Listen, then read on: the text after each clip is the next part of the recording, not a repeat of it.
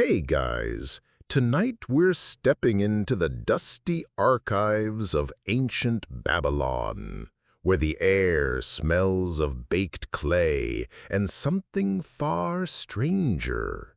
You brush sand from a cracked tablet, its cuneiform symbols shimmering like they've been waiting just for you. The title?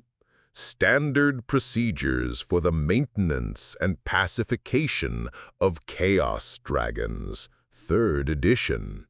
You probably wouldn't last 5 minutes as a Babylonian dragon scribe, not because of the dragons, but because of the paperwork. Every misfiled Fang inventory or incorrectly logged cosmic disturbance meant extra shifts recopying tablets by oil lamp. So, before you get comfortable, take a moment to like the video and subscribe, but only if you genuinely enjoy what I do here. And hey, drop a comment with where you're listening from and what time it is there. Now, dim the lights, maybe turn on a fan for that soft background hum, and let's ease into tonight's journey together. The tablet warms under your fingers as you trace the first line. When the dragon's scales reflect the stars, prepare the offering basin.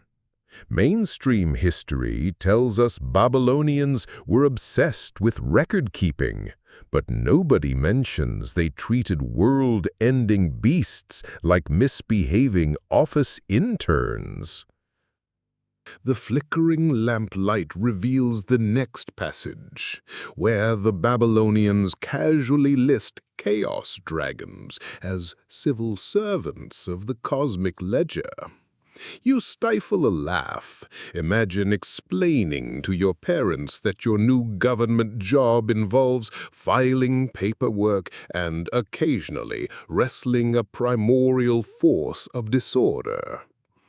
As you unroll the crumbling manual further, you learn these dragons weren't fire-breathing monsters, but more like overworked accountants with scales. Their primary duty? Ensuring the universe's paperwork stayed balanced.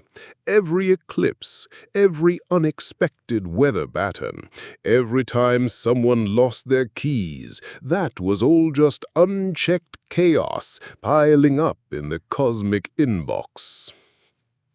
Here's a mainstream fact you might recognize. The Babylonians invented the first known system of bureaucracy. But what they don't teach you in school is that they apparently extended this to the supernatural. Your eyes widen at a particularly bureaucratic note.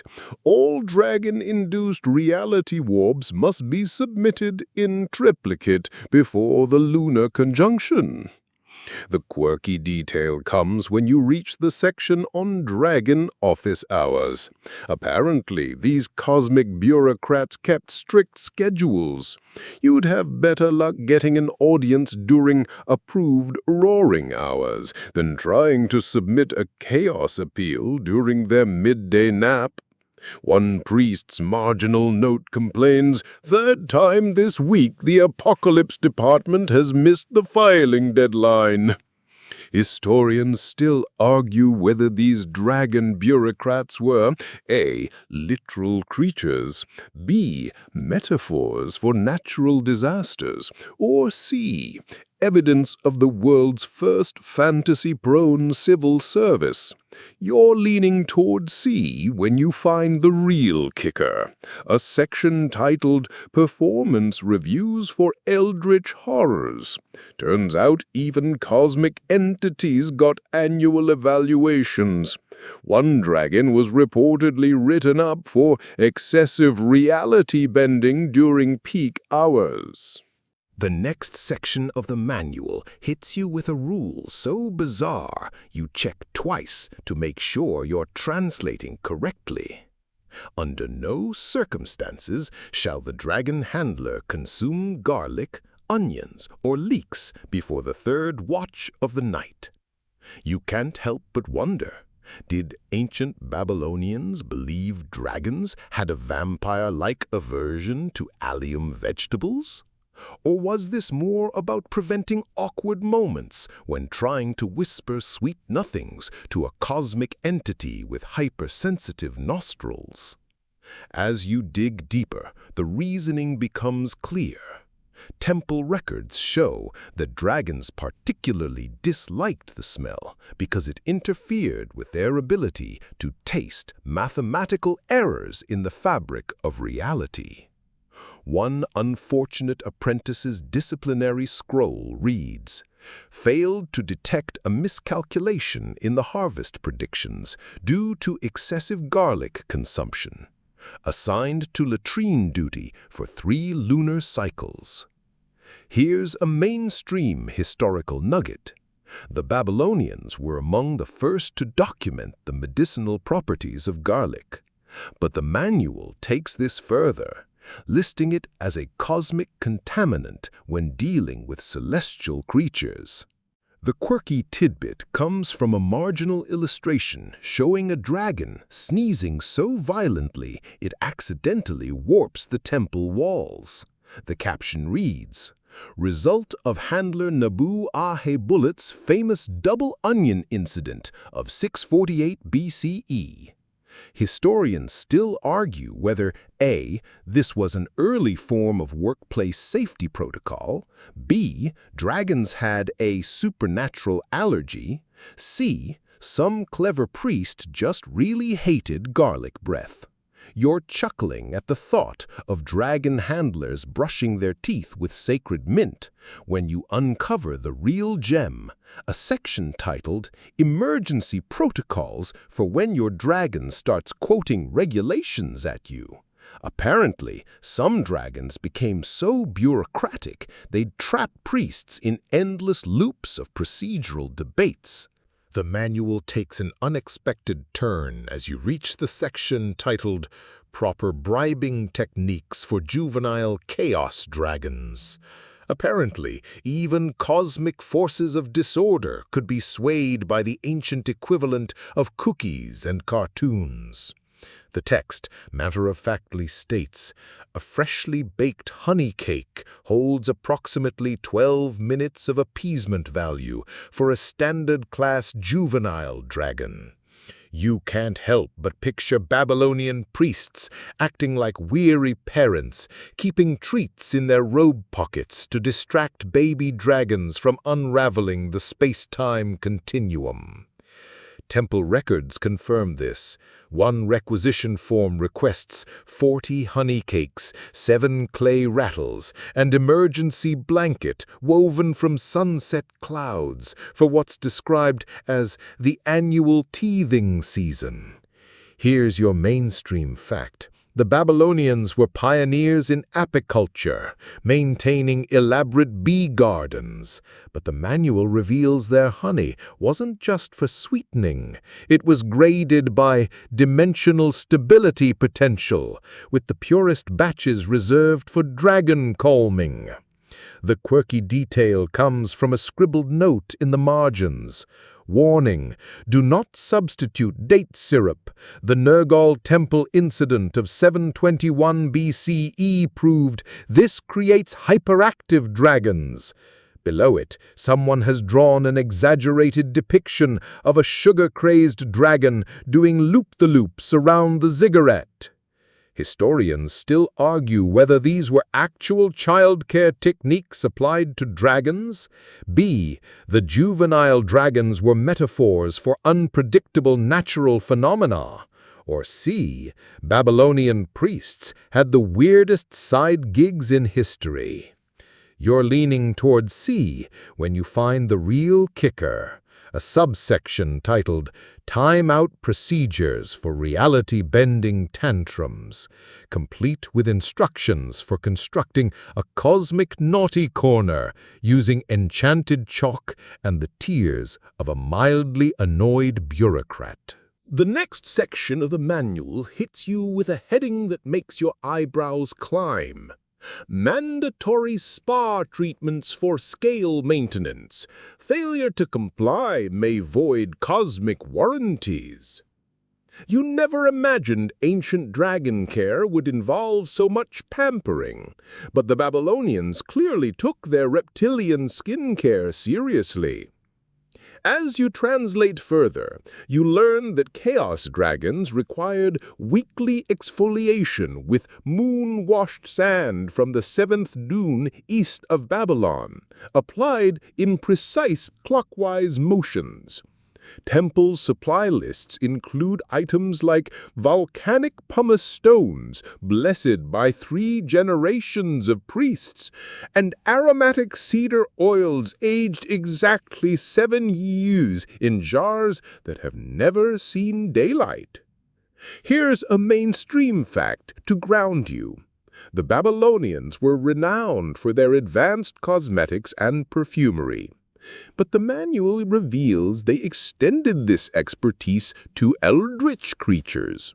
One instruction casually mentions applying a soothing aloe and starlight mask during the dragon's molting season. The quirky tidbit comes from a complaint tablet filed by a junior priest. The senior dragon groomer keeps hogging the good jade gua sha tools. My dragon scales are looking downright dull this season. Attached is a crude drawing of a drowning dragon with the caption, "Before and after proper exfoliation." Historians still argue whether these spa treatments had actual cosmic significance. B, they were elaborate placebo rituals to keep priests busy. Or C, Babylonian dragons were history's first divas. You're smirking at a section titled Emergency Protocols for When Your Dragon Discovers Wrinkles, when you uncovered the real gem. An entire subsection on proper wingtip manicure techniques that warns against cutting the reality quicks too short. The manual takes an unexpectedly bureaucratic turn as you reach Chapter 14, Proper Documentation of Reality Fluctuations, Forms D42 through D87. You never imagined that containing cosmic chaos required so much red tape, but the Babylonians apparently believed even the unraveling of existence required proper paperwork. As you squint at the tiny cuneiform, you learn that every time a dragon sneezed a new dimension into existence, priests had to complete Form D42, Reality Distortion Impact Assessment, Form D53, Witness Statements from Affected Deities, Form D61, Cosmic Balance Restoration Plan, all submitted in triplicate before the next solstice. Here's your mainstream historical anchor. The Babylonians invented some of the earliest known accounting systems, but the manual reveals they applied this same meticulousness to supernatural events. One recovered tablet shows a priest being reprimanded for using the wrong color wax seal on a Class 4 reality incident report. The quirky detail comes from a marginal note that reads, "Remember the 689 BCE incident when Priestess Nindana forgot to file her dragon's time-off request? We're still finding random floating islands in the Euphrates." Below it, someone has drawn a stick-figure priest chasing paperwork blowing in a supernatural wind. Historians still argue whether A, this bureaucracy actually contained chaos, B, it was an elaborate cosmic joke, or C, ancient Mesopotamians simply loved paperwork as much as modern DMV employees. You're chuckling at the emergency procedures for when your dragon eats the filing cabinet, when you uncover the real gem, a subsection titled, How to Politely Ask a Dragon to Stop Manifesting Your Worst Fears During Audit Season. The next section of the manual reveals something startling. Babylonian dragons had union contracts. You rub your eyes, certain you've misread, but the heading is unmistakable. collective bargaining agreements with the Chaos Dragon Local 512, Amended Edict of Hammurabi, Section CX112. As you decipher the elaborate cuneiform clauses, you learn that dragons negotiated for mandatory 100-year sabbaticals every millennium, a minimum of 3 virgin sacrifices per fiscal year, later amended to 3 baskets of pomegranates after accounting reforms. Health coverage, including scale polishing and existential crisis counseling. Here's your mainstream history hook. The Code of Hammurabi is humanity's oldest surviving law code, but nobody mentions it apparently governed labor relations with supernatural entities too. One clause specifies dragons couldn't unravel reality during lunch breaks unless it was an emergency apocalypse scenario. See Addendum 7b.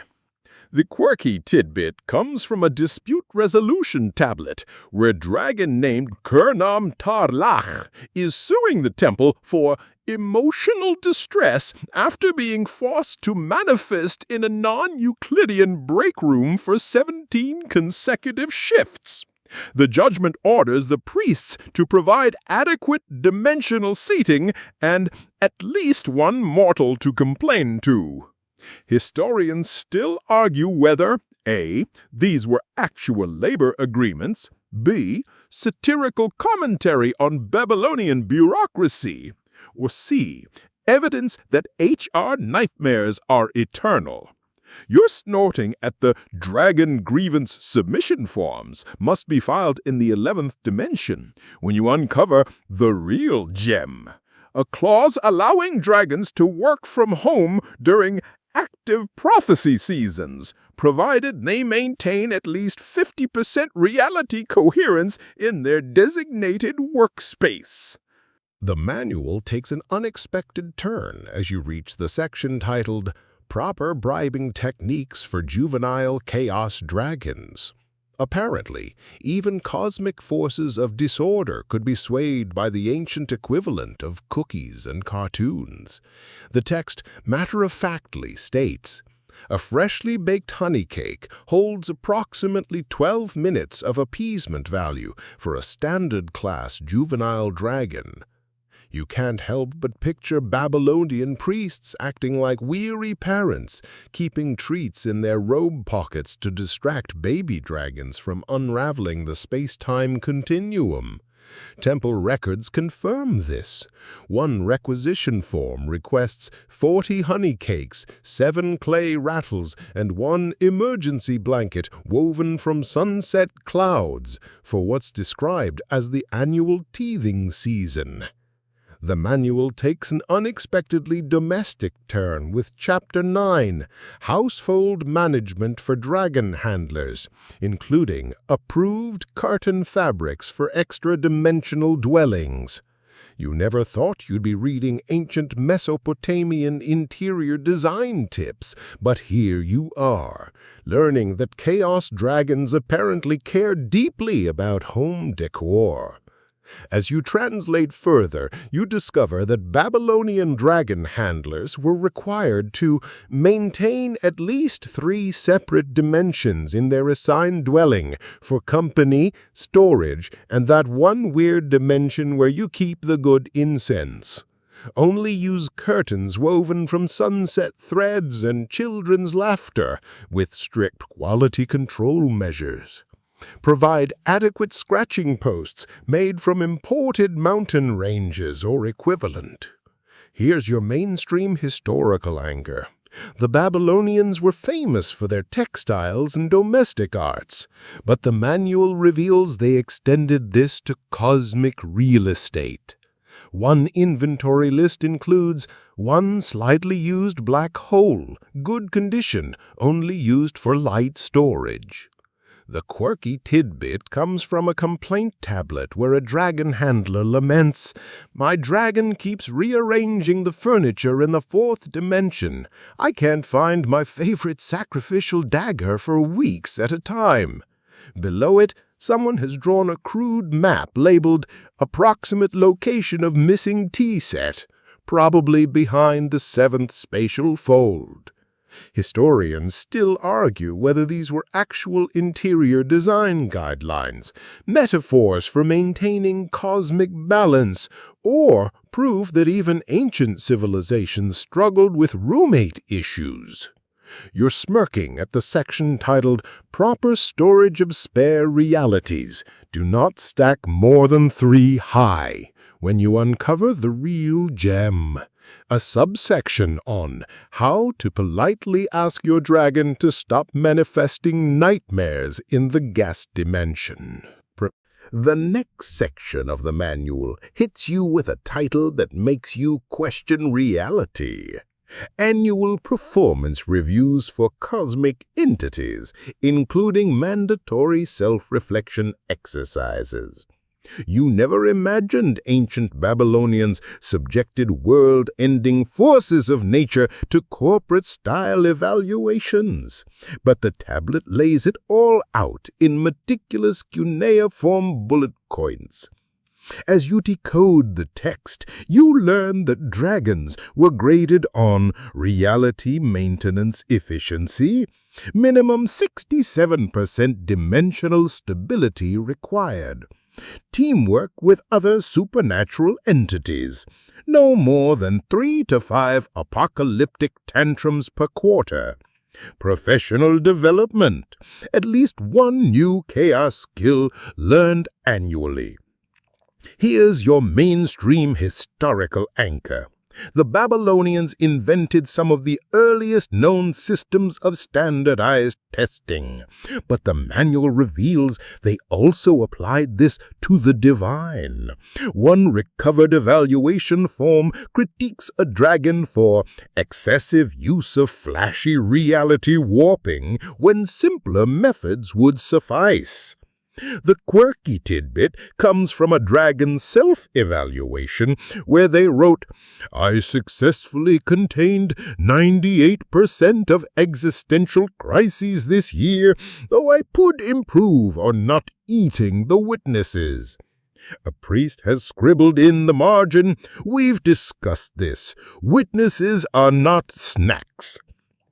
Historians still argue whether A. these reviews actually affected cosmic operations, B. there were elaborate psychological manipulation tactics, or C. Babylonian middle management was even worse than we thought.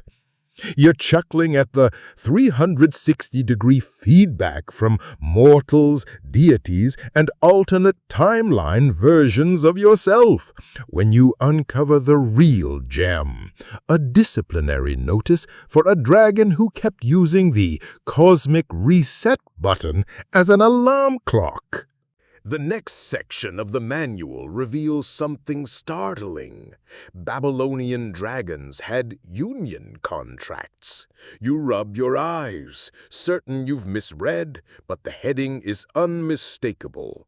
Collective bargaining agreements with the Chaos Dragon Local 512, amended Edict of Hammurabi Section CXII.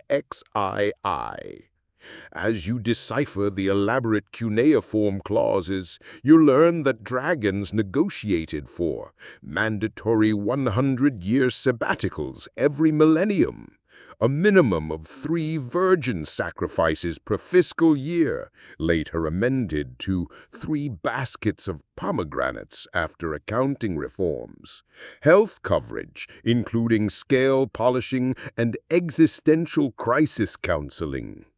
The manual takes an unexpectedly philosophical turn with Chapter 12, Existential Crisis Management for Divine Beasts, including approved coping mechanisms.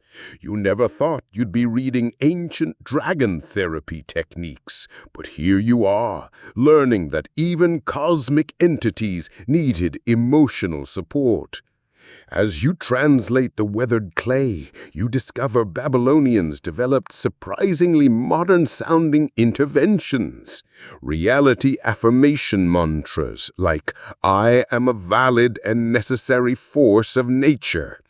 Constructive chaos redirection, channeling destructive urges into creative pursuits like constellation drawing. Peer support groups where dragons could vent about ungrateful mortals.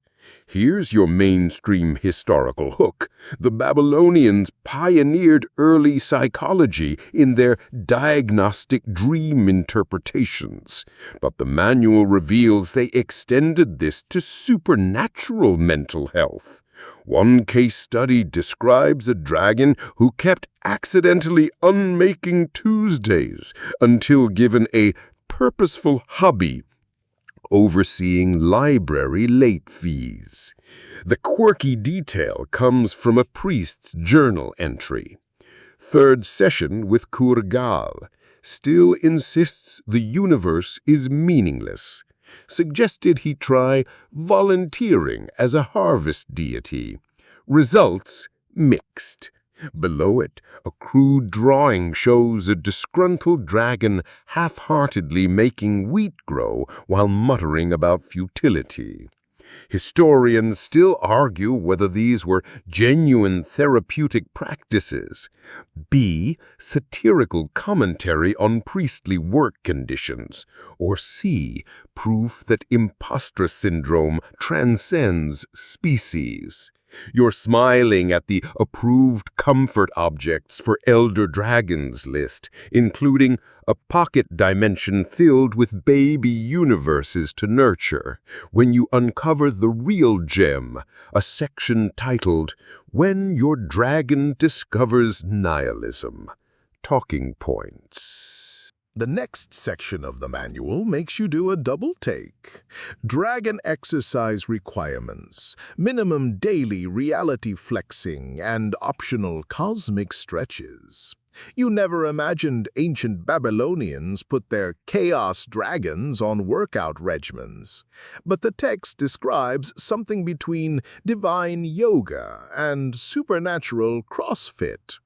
As you decipher the instructions, you learn dragons were required to perform dimensional lunges at dawn to maintain multiversal flexibility, complete at least 3 controlled reality burpees per week, engage in structured chaos sparring with other cosmic entities with proper protective wards. Here's your mainstream historical anchor. The Babylonians were pioneers in early medicine and physical training, but the manual reveals they extended this to metaphysical fitness. One recovered tablet shows a dragon's workout log complaining about lazy priests who skip abyssal core day. The quirky tidbit comes from an illustration of a dragon attempting celestial downward dog while several priests nervously hold measuring rods. The caption reads, "Proper form prevents accidental creation of parallel universes. See Incident Report 12-578. Historians still argue whether these were actual cosmic maintenance exercises, metaphors for maintaining universal balance, or proof that gym culture is older than civilization. You're chuckling at the modified workouts for elderly dragons, no sudden singularities section, when you uncover the real gem, a warning about overzealous young dragons trying to impress others with unnecessary supernovas.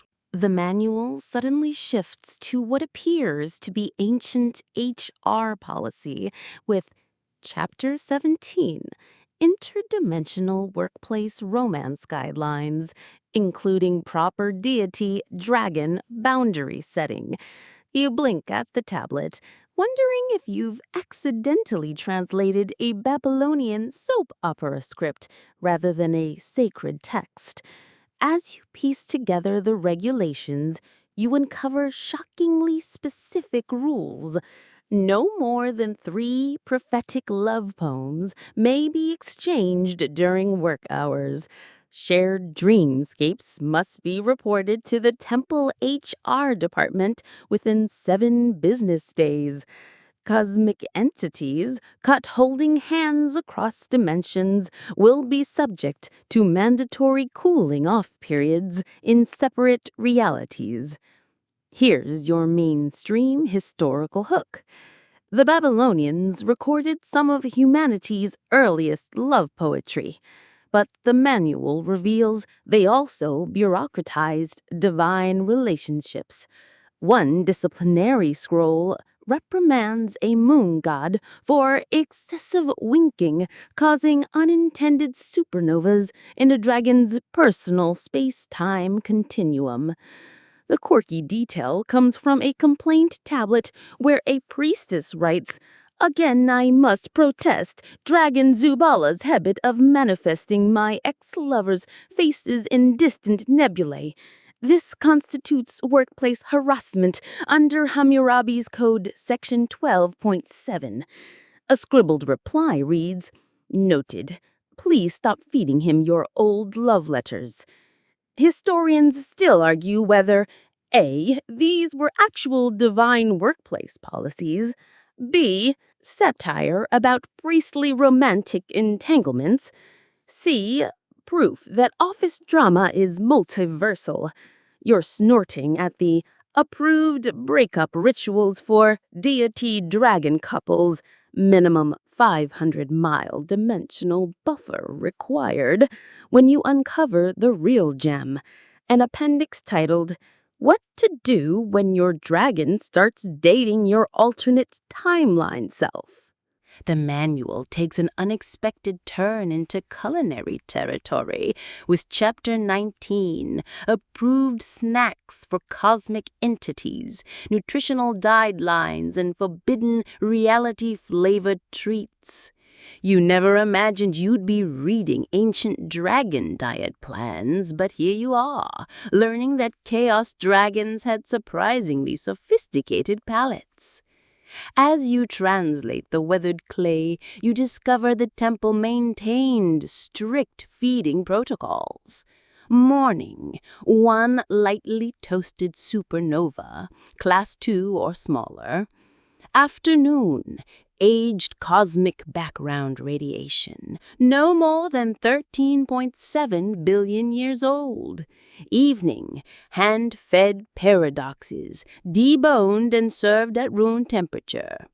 Here's your mainstream historical anchor. The Babylonians kept meticulous records of food rations and temple offerings, but the manual reveals they extended this to supernatural nutrition.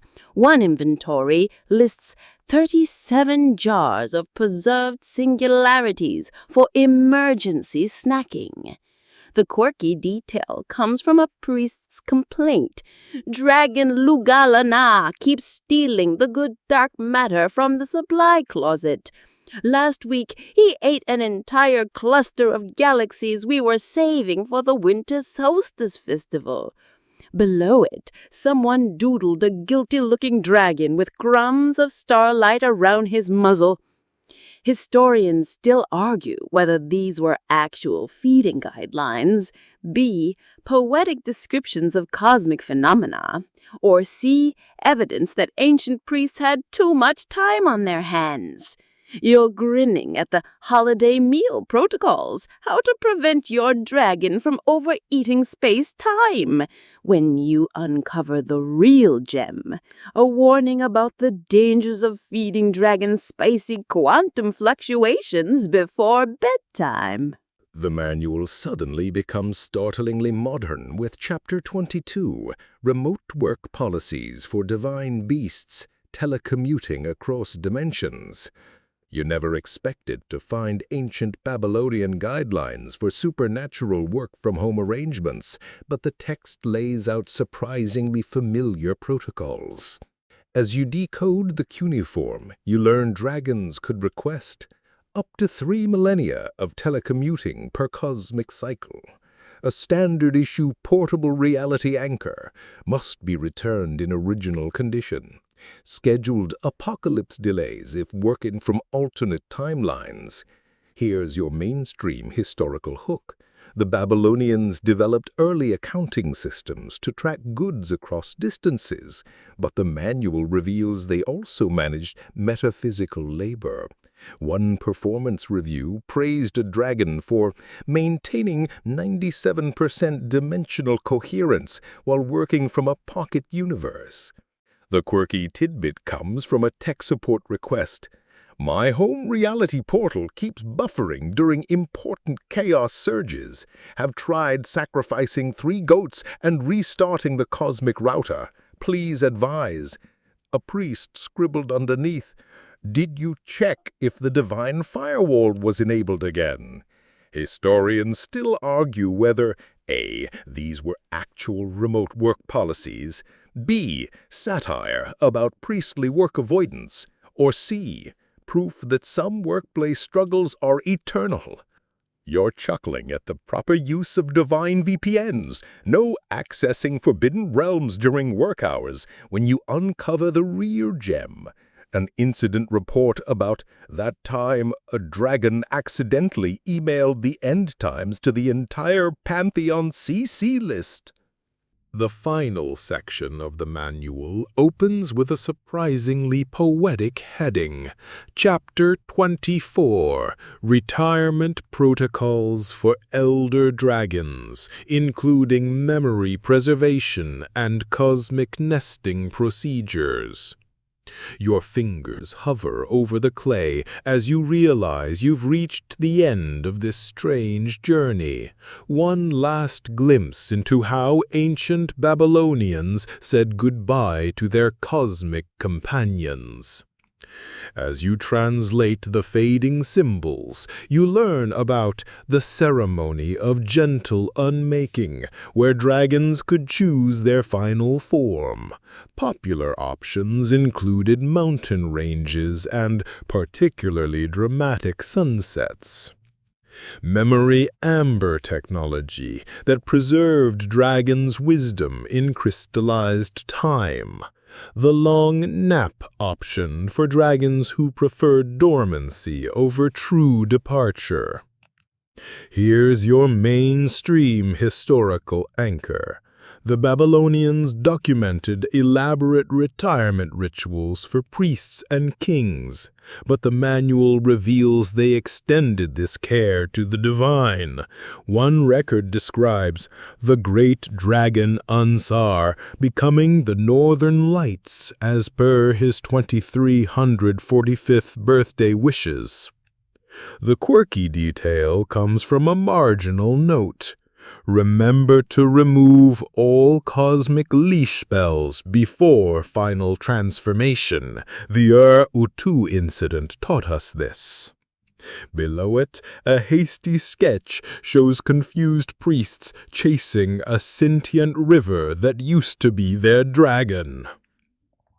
Historians still argue whether A. These rituals actually guided dragons' final journeys, B. They were comforting fictions for mortal priests, or C. The Babylonians understood cosmic life cycles better than we do. As the last symbols fade under your fingertips, the weight of centuries settles around you like a blanket. The great dragons of Babylon are gone, their cosmic paperwork filed away, their final forms scattered across creation. Yet here, in the quiet dark, you swear you can almost hear the distant rumble of contented snores echoing through dimensions. A sound not unlike a fan's white noise if that fan happened to be oscillating through multiple realities. Perhaps those Babylonian priests knew something we've forgotten, that even chaos needs its rest, that every force of nature deserves gentle retirement, and that good bedtime stories, whether about dragons or tax audits, should always end with a sense of peace.